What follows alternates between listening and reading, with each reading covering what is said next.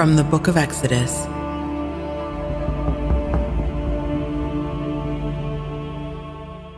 Moses did exactly as the Lord had commanded him.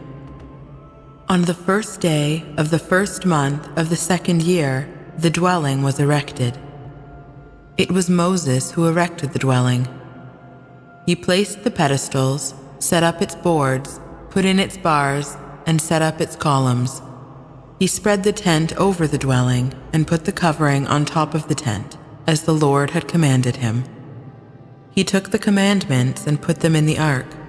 He placed poles alongside the ark and set the propitiatory upon it. He brought the ark into the dwelling and hung the curtain veil, thus screening off the ark of the commandments, as the Lord had commanded him. He put the table in the meeting tent on the north side of the dwelling, outside the veil, and arranged the bread on it before the Lord, as the Lord had commanded him. He placed the lampstand in the meeting tent, opposite the table, on the south side of the dwelling, and he set up lamps before the Lord, as the Lord had commanded him. He placed the golden altar in the meeting tent, in front of the veil, and on it he burned fragrant incense, as the Lord had commanded him.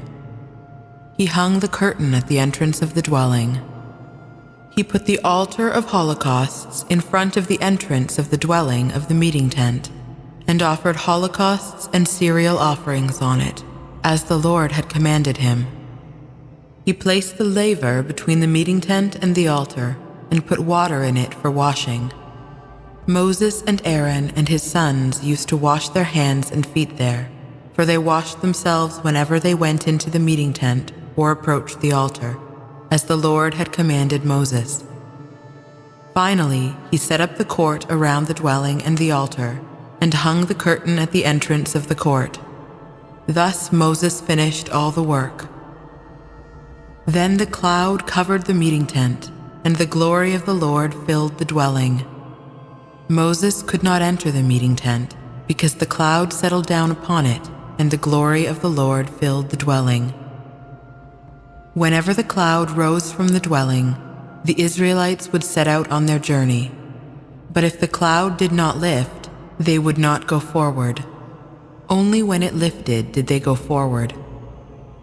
In the daytime, the cloud of the Lord was seen over the dwelling, whereas at night, fire was seen in the cloud by the whole house of Israel in all the stages of their journey.